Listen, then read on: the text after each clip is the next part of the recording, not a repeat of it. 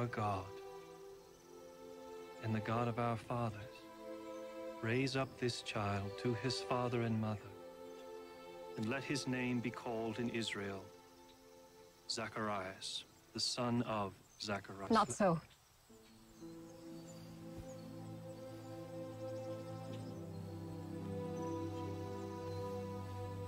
Not so. But he shall be called John. There is none of thy kindred that is called by this name.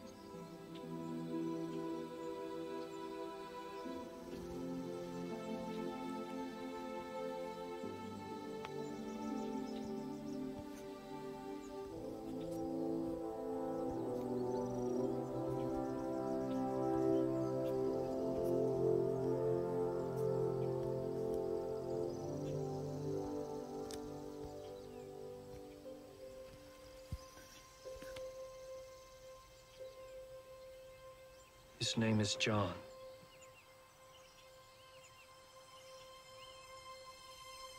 Blessed be the Lord God of Israel, for he hath visited and redeemed his people, and hath raised up an horn of salvation for us in the house of his servant David, as he spake by the mouth of his holy prophets, which have been since the world began, that we should be saved from our enemies and from the hand of all that hate us, to perform the mercy promised to our fathers, and to remember his holy covenant, the oath which he sware to our father Abraham, that he would grant unto us that we, being delivered out of the hand of our enemies, might serve him without fear, in holiness and righteousness before him, all the days of our life. And thou, child, shalt be called the prophet of the highest, for thou shalt go before the face of the Lord to prepare his ways, to give knowledge of salvation unto his people by the remission of their sins, through the tender mercy of our God, whereby the day spring from on high hath visited us, to give light to them that sit in darkness and in the shadow of death, to guide our feet into the way of peace.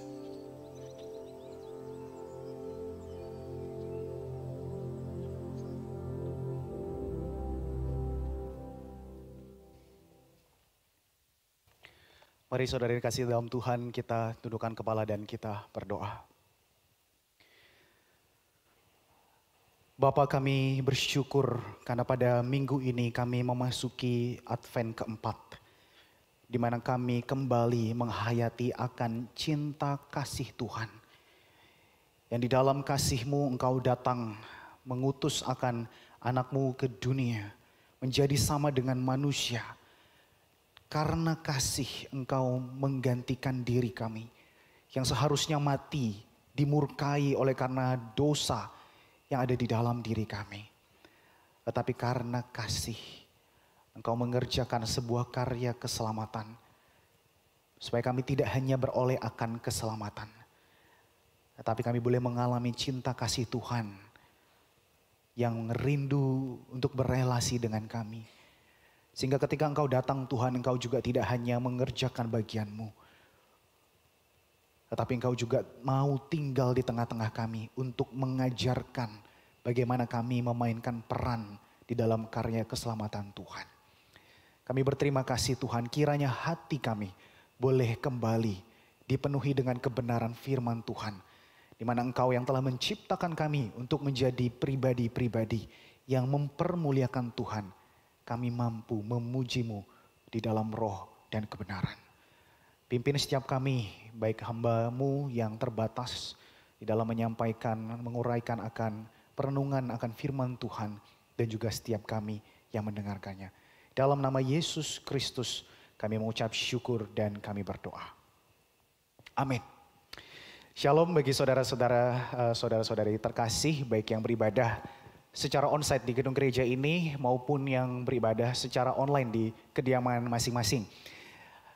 Kita bersyukur di minggu Advent keempat ini kita memasuki akan sebuah tema yang mengajak kita merenungkan tentang nyanyian dari Zakaria.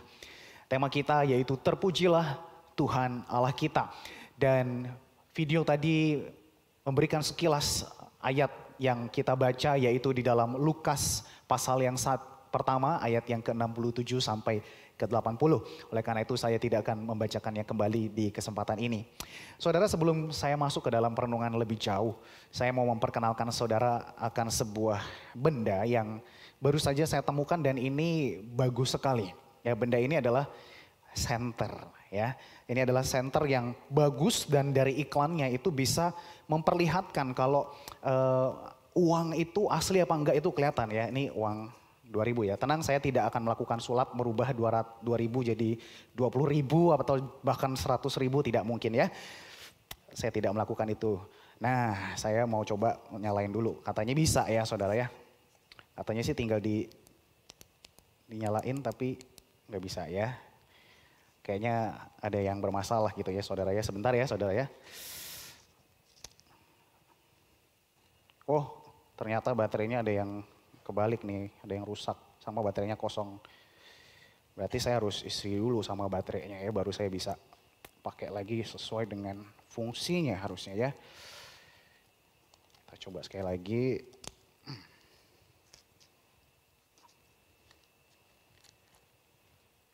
Senternya gengsi soalnya yang di senter 2.000 kayaknya, perlu yang lebih besar mungkin ya biar lancar gitu ya. Oke, apakah senternya sudah bisa berfungsi? Kita coba. Nah, sudah bisa berfungsi ya saudara. Jadi kalau di terawang di sini ada sebuah gambar, harusnya ada gambar Pangeran Antasari. Ya berarti ini uangnya asli karena bukan gambar Mickey Mouse ya. Jadi bukan uang monopoli saudara ya. Saudara, kalau misalnya baterai ternyata kosong, belum diisi atau rusak, ternyata tidak bisa berfungsi dengan sebagaimana mestinya. Tapi tahukah saudara, Anda dan saya, kita juga sebetulnya dicipta jauh lebih bagus. Jauh lebih luar biasa, kenapa? Karena kita diciptakan segambar dan serupa dengan Allah. Yang dimana melalui segala sesuatu yang kita lakukan, kita intended, kita diciptakan untuk membuktikan akan kemuliaan Tuhan. Bahwa ia layak untuk ditinggikan. Tetapi saudara, pertanyaannya, apakah kita masih berfungsi sebagaimana mestinya?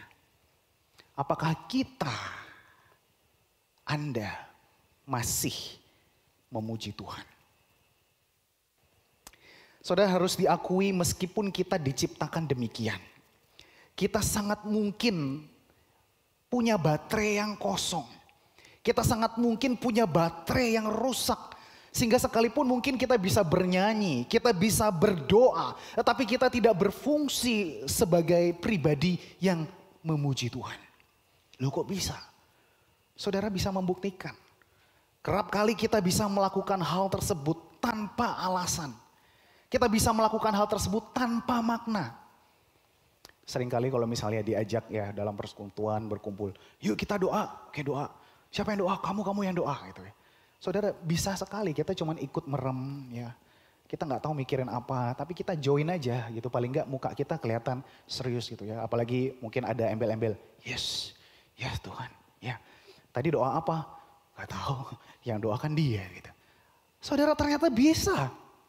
Kita bisa bernyanyi, kita bisa berdoa, tetapi kita tidak betul-betul memuji Tuhan. Dan itu sama seperti baterai yang rusak, yang kosong. Saudara, jikalau kita terus melakukan hal seperti itu, maka kita akan sadar di dalam roh. Hal tersebut akan terus-menerus membuat kita akan merasa kering di dalam jiwa dan roh kita.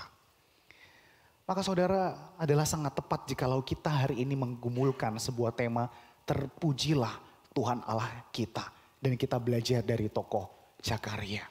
Karena dari situ kita akan belajar melihat bagaimana seseorang yang memuji akan Tuhan dengan kesungguhan hatinya.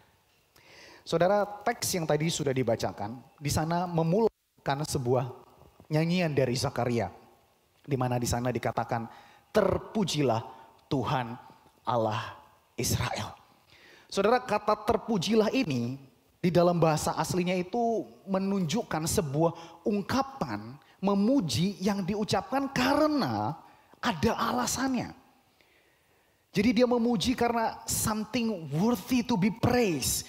Ada alasan kenapa dia kemudian memuji Allah. Ini bukan kata sembarangan. Kata yang memang mempunyai alasan di balik segala sesuatu. Sehingga saudara, ketika saya merenungkan kata pertama ini, saya betul-betul menggumulkan. Ternyata hal yang membuat kita sulit memuji Tuhan. Sulit memuji Allah. Itu ternyata bukan karena kita nggak punya alasan memuji Allah. Tetapi kerap kali kita cenderung membatasi alasan kita memuji Allah. Alasan kita bisa dibatasi dengan hal-hal yang sifatnya menjadi self-center, menjadi egois. Kalau hal itu terjadi pada diriku, hal baik itu terjadi pada diri saya akan bersyukur. Tetapi kalau pada orang lain, saya tidak akan lebih bersyukur. Alasan-alasan kita memuji Allah bisa menjadi begitu terbatas oleh karena alasan itu menjadi begitu duniawi. Ya, jadi kalau ada hal-hal yang sifatnya duniawi, kita akan lebih mudah memuji Tuhan. Padahal saudara, di balik segala sesuatu yang sifatnya hambatan dalam dunia, saudara akan melihat bahwa ada kemajuan-kemajuan rohani yang sebetulnya kita juga bisa syukuri. Tetapi seringkali kemajuan rohani itu tidak cukup kuat untuk kemudian membawa kita sukacita memuji akan Tuhan. Maka saudara, menjadi penting untuk kita tahu kenapa Zakaria pada saat itu di dalam kondisi yang sebetulnya penuh tekanan, dia bisa memuji akan Tuhan. Saudara, nyanyian Zakaria ini kita akan belajar pujian dari seorang yang pada akhirnya menemukan satu titik pertobatan dan menyerahkan kepercayaannya kembali kepada Tuhan. Sebab saudara tahu nyanyian ini keluar dari mulut Zakaria setelah 8 bulan dia tidak berbicara. Kalau di dalam teks Alkitab itu cuma 1 halaman ya, kita nggak tahu. Padahal itu sebetulnya kalau kita hayati 8 bulan dia tidak bisa berbicara. Sehingga salah seorang penulis artikel menyebutkan ini adalah a song that came out after the long silence. Sebuah pujian yang keluar setelah mengalami keheningan yang panjang. Tetapi saudara, saya percaya ini bukan hanya ia kemudian mengalami keheningan di mana ia tidak bisa berbicara.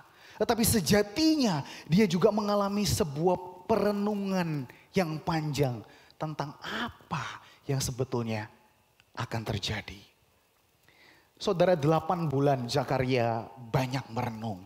Dan dia menyadari bahwa hidup ini sama sekali bukan tentang dirinya. Hidup ini adalah tentang Allah. Dan kehadiran dari bayi Yohanes yang dia begitu dengan sukacita menyambutnya. Ini bukan soal rencananya. Bukan soal keinginannya. Tapi ini adalah tentang rencana Tuhan dan keinginan Tuhan. Dan saudara, dari sana ia mulai menemukan, ia membayangkan inilah sebuah alasan yang terbaik. Sehingga ketika dia mulai terbuka mulutnya, dia memuji akan Allah dengan mengatakan, Allah melawat umatnya dan membawa kelepasan bagi mereka. Saudara, dia tidak berkata, "Ore, akhirnya gue punya anak juga," gitu ya. Itu saya gitu ya, saya baru punya anak, saya seneng gitu ya. Tapi pada saat itu Zakaria jauh lebih dalam melihat dari peristiwa yang terjadi. Meskipun itu sah-sah saja, dia bisa mensyukuri akan anaknya. Tetapi ia melihat lebih jauh dari apa yang Tuhan sedang kerjakan. Sehingga saudara, dia melihat melalui pengalaman yang personal ini, ternyata Tuhan punya rencana yang komunal. Rencana yang mengundang akan banyak orang terlibat di dalam rencananya. Saudara, alasan pertama Zakaria tadi memuji Allah adalah karena Allah melawat umatnya. Saudara, kata melawat secara umum mungkin kita mengerti sebagai sebuah aksi, tindakan melihat atau mengunjungi. Tetapi secara khusus makna dari kunjungan Allah ini sangatlah khas. Kenapa? Karena kunjungan ini bukanlah casual di mana seseorang bisa visit each other, bisa saling mengunjungi yang satu ke yang lain. Ya biasanya kalau momen Natal di berbagai daerah saling kunjungan itu sesuatu yang casual, semua orang bisa melakukannya. Tapi ini adalah kunjungan yang khas. Di dalam ayat 79 dikatakan Tuhan mengunjungi mereka yang tinggal di dalam gelap, mereka yang tinggal dalam naungan maut. Tetapi Tuhan laksana mentari, surya pagi di tempat yang maha tinggi hadir menerangi mereka yang di dalam gelap. Melepaskan mereka yang di dalam naungan maut. Sehingga saudara, di sini kita melihat bahwa manusia tidak bisa mengunjungi Tuhan. Tetapi Tuhanlah yang sanggup mengunjungi manusia. Dan ini menjadi kunjungan yang penuh anugerah. Karena Tuhan memutuskan untuk menggenapi janjinya. Dia datang tidak lagi melalui utusan ataupun perantara. Tetapi Yesus Kristus itu sendiri. Dia datang dan dia tinggal bersama dengan kita. Saudara, kenapa hal perkunjungan ini menjadi sesuatu yang bisa membuat kita memuji saudara? Suatu kali saya melayani di sebuah lembaga pemasyarakatan untuk sebuah ibadah Natal. Dan jujur saudara, tempat aula di mana kita beribadah itu ada ujung di dalam dan saya harus didampingi oleh penjaga melewati beberapa sel-sel yang ada. Dan saat itu saya mengalami ketakutan. Ketakutan karena pada saat saya melewati sel demi sel, orang-orang itu menatap saya dengan muka yang kayak gini nih. Lewat satu, seberangnya sama ngeliatnya gitu juga. Wah, ini kenapa gitu ya, saya agak-agak takut gitu ya. Aduh, baru pertama kali lagi ke LP gitu ya, aduh takut gitu. Tapi saudara, ya kan anak Tuhan ya, anak Tuhan gak boleh takut gitu ya. Maka saya dengan menenangkan diri, berjalan pelan-pelan, saya berusaha untuk membalas tatapan rekan-rekan yang ada. Menatap mereka dengan lembut, dengan kehangatan dan berusaha untuk menyapa mereka dengan anggukan kepala seperti itu. Tapi saudara, tidak lama kemudian ketika saya mulai sambil menatap melewati satu demi satu, wajah mereka mulai berubah.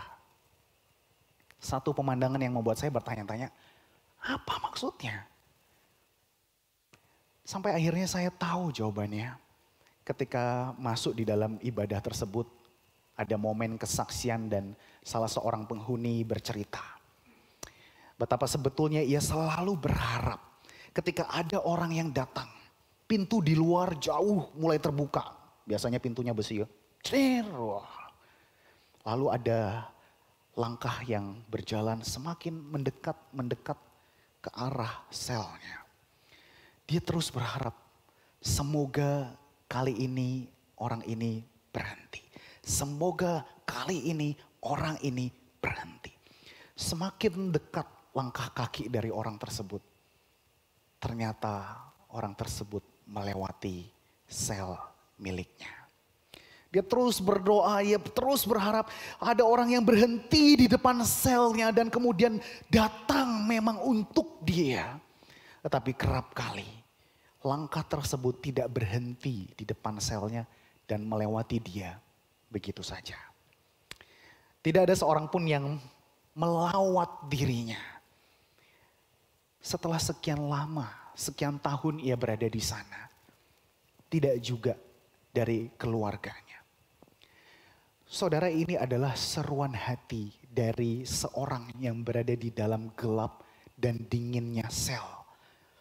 Yang sangat mengharapkan adanya orang untuk melawat mereka. Mau datang dan berhenti untuk mereka. Bagaimana dengan kita yang berada di dalam gelap dan naungan maut itu? Maka saudara, jika kita benar-benar menyadari bahwa kita adalah pribadi-pribadi yang pernah ada di dalam gelap, di dalam naungan maut karena dosa kita, maka di sana kita akan betul-betul bersyukur. Oleh karena kita punya Tuhan yang tidak hanya datang dan berjalan ke arah kita, tetapi ia kemudian juga berhenti untuk kita. Dia menyapa kita. Dia melawat kita. Dan saya percaya ketika momen itu terjadi, kita nggak perlu lagi harus mencari-cari alasan di sana. Pujian kepada Tuhan akan mengalir dengan sendirinya. Saudara, yang kedua, ketika Tuhan kemudian melawat, ia datang bukan tanpa tujuan cuman say hi atau lain sebagainya. Ketika Tuhan datang melawat, ia datang untuk membawa kelepasan. Saudara, kelepasan di dalam bahasa asli itu mengisyaratkan akan sebuah pembayaran yang penuh sebagai tebusan untuk memberikan kemerdekaan bagi seorang budak. Jadi kelepasan yang diberikan Tuhan adalah pembayaran yang penuh yang membebaskan budak dari segala keterikatannya sehingga ia menjadi orang yang merdeka. Saudara, kata ini bagi Zakaria, bagi orang-orang Israel pada saat itu mudah sekali untuk membawa mereka kepada sebuah pemikiran, oh Israel dulu pernah berjaya. Tapi sekarang kami ada di dalam penindasan bangsa Romawi, dulu bangsa Babel, dulu bangsa Asyur dan lain sebagainya. Mereka punya kerinduan untuk dipulihkan, untuk bisa kembali menjadi bangsa yang merdeka. Bebas dari penjajahan. Tapi saudara, tidak semua orang mendapatkan pengertian yang tepat. Banyak justru dari mereka yang miss. Bahwa penjajahan-penjajahan dari bangsa itu sebetulnya hanyalah alat di tangan Tuhan untuk memurnikan bangsa Israel. Tetapi penjajah yang sesungguhnya adalah ketidaktaatan dan dosa mereka. Sehingga saudara, tidak heran banyak orang Israel, termasuk para ahli Taurat, mereka menaruh pengharapan akan kelepasan kepada sesuatu yang salah, sesuatu yang bukan esensi. Mereka berharap kedatangan Mesias kembali menjadi kemerdekaan, termasuk di dalam aspek politik. Tetapi sebetulnya kedatangan Mesias itu di dalam kesederhanaannya memberikan sebuah kemerdekaan spiritual. Dan Zakaria tercermin di dalam pujiannya. Ia beroleh anugerah untuk menyadari bahwa kemerdekaan spiritual itu Tuhan berikan kepadanya. Tuhan berikan kepada umat Israel supaya mereka dapat kembali beribadah kepadanya. Tanpa takut, di dalam kekudusan dan di dalam kebenaran di hadapannya seumur hidup mereka. Saudara, masa pandemi ketika dilakukan sebuah survei, peneliti menemukan ada ketakutan besar top 3 yang muncul dalam kehidupan orang-orang. Yang pertama adalah takut tidak punya akses terhadap pendidikan. Yang kedua, takut tidak punya akses terhadap kesehatan dan keamanan. Yang ketiga, takut tidak punya akses terhadap rekreasi. Saudara, hal ini membuat saya bertanya-tanya, penasaran saya. Kira-kira ada di nomor berapakah orang mengalami ketakutan, tidak punya akses beribadah kepada Tuhan?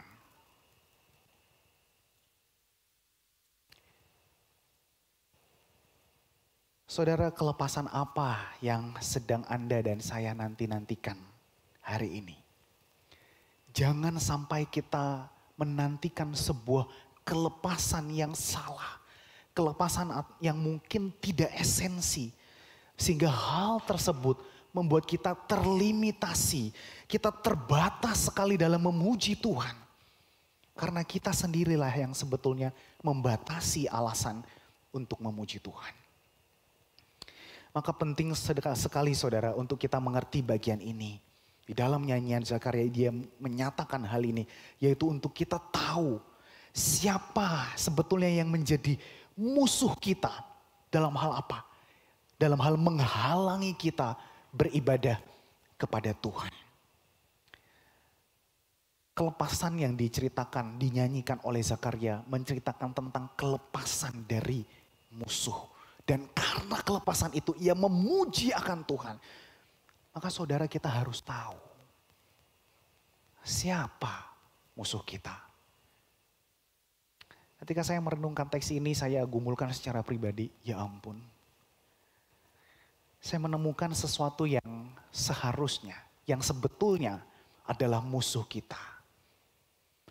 Justru seringkali malah menjadi kawan kita.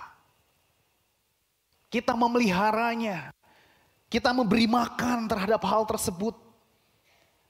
Kita tidak sungguh-sungguh datang kepada Tuhan berupaya menyerahkan, Tuhan tolong saya ingin lepas dari hal ini. Beberapa minggu yang lalu Musa Cayanto mengingatkan, ayo kita cari mentor untuk hidup makin berkenan sama Tuhan. Jadi murid bagi Tuhan. Sudahkah kita mencari? Sudahkah kita serius untuk berusaha mengkatalisasi dosa dalam diri kita? Mungkin itu dosa favorit. Mungkin itu karakter atau kebiasaan kita. Atau mungkin itu berhala yang menghalangi kita untuk bisa beribadah dengan sungguh-sungguh. Saudara, hari ini saudara dapat jujur di hadapan Tuhan. Menjelang memasuki minggu Natal ke depan. Ini adalah kesempatan untuk kita dimurnikan oleh Tuhan. Untuk kita dapat memuji Tuhan dengan benar. Dengan hati yang murni dan tulus di hadapan Tuhan.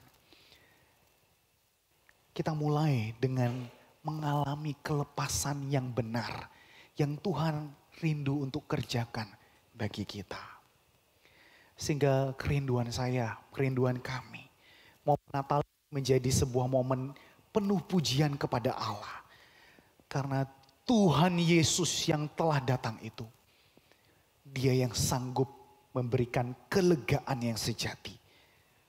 Karena ia satu-satunya yang sanggup memberikan kelepasan dari segala ikatan dosa itu. Saudara, kelepasan apa yang Anda sedang nanti menyambut Natal di tahun ini? Melepaskan penat dan bosan? Melepaskan tanggung jawab sebagai panitia atau penata layan? Selesai juga. Atau hal lain yang sebetulnya Tuhan sedang deal sama kita.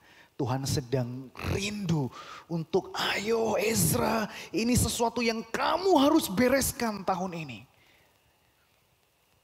Tuhan sedang mengundang kita untuk membereskan dan melepaskan kita dari satu hal yang mungkin selama ini kita anggap sebagai kawan, kita perlakukan sebagai kawan. Saudara, John Piper dalam sebuah artikel berkata seperti ini. Kalau ada seseorang yang memberikan saya perang tikus yang super efektif di tahun yang lalu, saya akan merasa biasa-biasa aja. Karena sebetulnya kami nggak pernah ada tikus di rumah lama kami. Tetapi kalau ada yang mau memberikan sekarang satu perangkap tikus yang jaminan pasti dapat, kami akan sangat bersyukur. Karena sekarang ini banyak sekali tikus di rumah saya. Kalau saya keluar dari pelayanan ini, keluar dari tempat ini, kemudian ada seseorang yang kemudian menawarkan tumpangan yang dijamin pasti cepat sampai ke rumah sakit. Saya akan terheran-heran, ngapain? Kalau mau cepat ke tempat restoran babi guling, saya gas dah gitu. Gak ya, di sana gak ada babi guling ya. Tetapi kalau ada orang yang menawarkan hal tersebut, ketika saya menyadari bahwa ada suatu sakit di dalam perut saya yang sangat serius saya rasakan, saya akan mensyukurinya.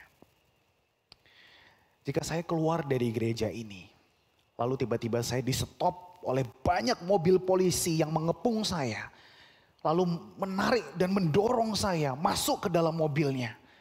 Saya pikir pasti ini ada yang lagi ngeprank saya nih, ada yang lagi jebak saya nih.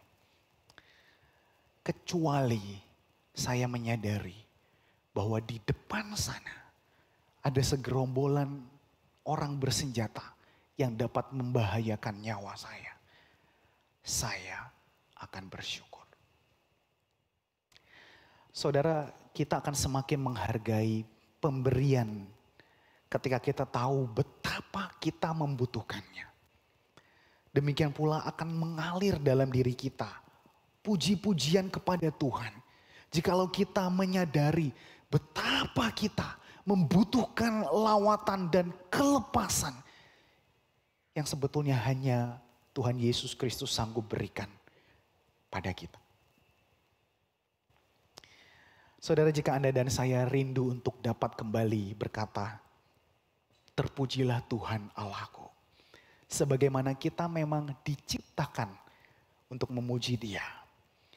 Hari ini adalah hari perhentian. Untuk kita kembali memeriksa. Apakah baterai kita ini kosong? Apakah baterai kita ini kita isi dengan alasan-alasan yang tepat? Atau alasan-alasan yang sebetulnya rusak. Sehingga membuat kita susah memuji akan Tuhan. Dengan apa kita bisa mengisinya? Saudara, kita bisa mengisinya dengan mengingat akan kebenaran yang disampaikan melalui nyanyian Zakaria ini. Bahwa Tuhan Yesus, Dia telah datang melawat kita. Ia datang dan tinggal bersama dengan kita. Dan di dalam kebersamaan itu, Tuhan mengajak kita untuk mengerjakan karyanya, melepaskan kita, membebaskan kita. Sehingga kita dapat kembali beribadah kepadanya dengan sungguh. Saudara mau memuji Tuhan lebih sungguh? Saudara mau beribadah kepada Tuhan dengan sungguh? Bagaimana kita dapat melakukannya? Saudara, untuk dapat merasakan kehadiran Tuhan dalam keseharian kita.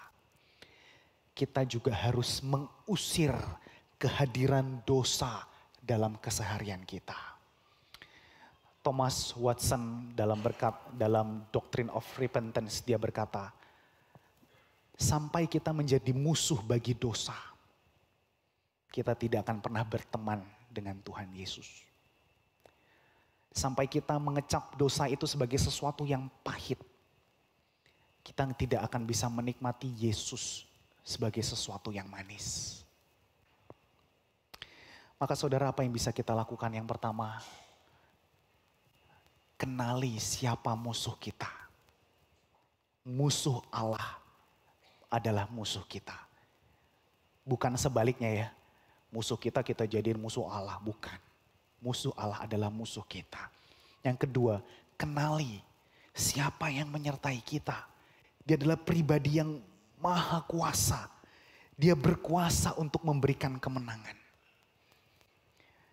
Dan yang terakhir, peliharalah iman. Kenapa peliharalah iman, saudara? Zakaria ketika menaikkan pujian ini berada di usia yang sangat lanjut. Di pasal yang pertama bagian awal diberitahu bagaimana Zakaria itu sudah lanjut usia bersama dengan Elisabet.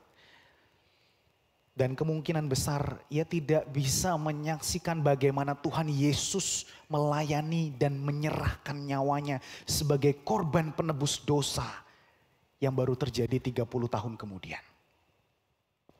Bayangin aja ya, lanjut usia itu di dalam tradisi Timur Tengah kuno kurang lebih 70-80 tahun. Tambah 30 tahun, mungkin sudah 110 tahun. Dan dia mungkin tidak punya kesempatan untuk melihatnya. Tetapi iman percaya Zakaria diperoleh bukan berdasarkan apa yang dia lihat. Melainkan berdasarkan apa yang Tuhan telah janjikan kepadanya. Dan dasar iman itulah yang memampukan Zakaria untuk dapat memuji Tuhan. Meskipun ia tidak punya kesempatan melihat langsung karya kelepasan itu. Saudara, mungkin kita juga akan melalui hari-hari di mana kita harus terus berpengharapan dan berjuang sama Tuhan untuk alami karya kelepasan itu. Tapi saya mengajak kita setia memelihara iman meskipun kita tidak melihatnya. Untuk menutup renungan hari ini, saya mengajak kita untuk menaikkan sebuah doa seturut dengan pujian berikut ini.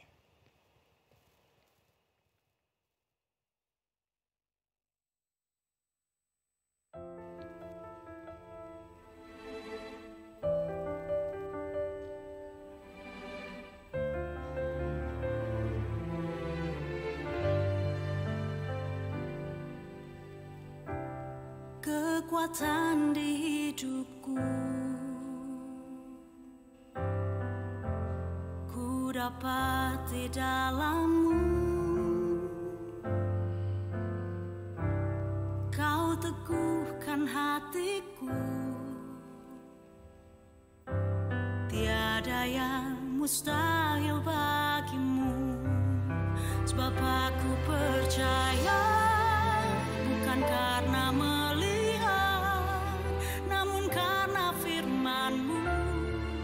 selalu digenapi di hidupku. Ku percaya, bukan karena melihat, namun karena firman-Mu tiada pernah berubah.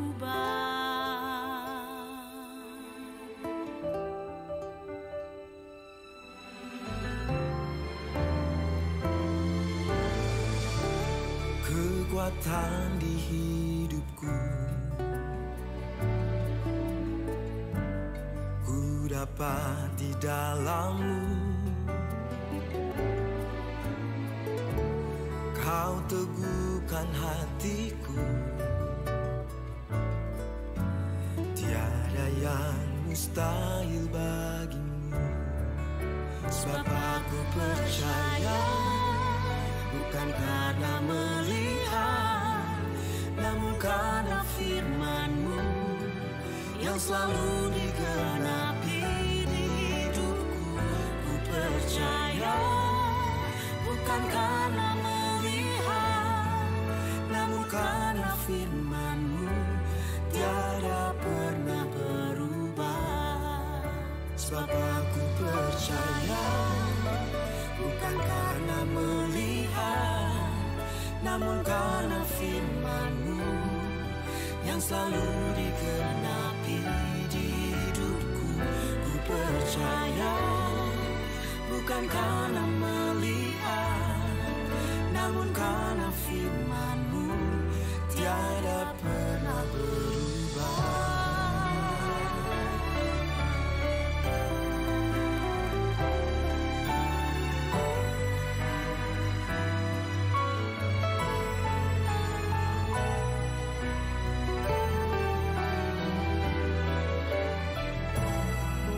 Sebab aku percaya, bukan karena melihat, namun karena firman-Mu yang selalu digenapi di hidupku. Ku percaya, bukan karena melihat, namun karena firman-Mu tiada pernah berubah. Namun karena firman-Mu tiada pernah berubah. Mari kita berdoa. Tuhan, kami berterima kasih karena Engkau Allah yang baik. Engkau Allah yang mencintai setiap anak-anak-Mu. Engkau melawat kami tidak sebagai bangsa tetapi sebagai pribadi. Engkau berhenti secara pribadi di hadapan kami, menyapa setiap jiwa yang mengarahkan pandangannya kepada Engkau. Sekalipun mungkin kami tertunduk di dalam rasa malu kami, tapi kami percaya Engkau Tuhan Allah yang melawat kami dan mau mengangkat kami kembali. Kami bersyukur Tuhan di Advent keempat ini, kami merenungkan akan kasih Tuhan. Yang bukan berdasarkan kasih kami mau menyelamatkan kami, tetapi karena kasih-Mu, Engkau mengasihi kami Sehingga Engkau mau datang dan memberikan kelepasan kepada kami. Engkau tahu setiap jiwa dan pribadi yang saat ini sedang berjuang. Merasakan hadirat-Mu, merasakan karya-Mu. Hamba memohon belas kasihan Tuhan. Ketika kami menyambut masa Advent, masa Natal ini. Tuhan Engkau boleh semakin real di dalam hidup kami. Terima kasih Tuhan. Terima kasih Allah Roh Kudus. Kami percaya Engkau membimbing kami menuju jalan damai sejahtera itu. Dalam nama Yesus Kristus kami mengucap syukur berdoa. Amin. Tuhan Yesus memberkati saudara sekalian.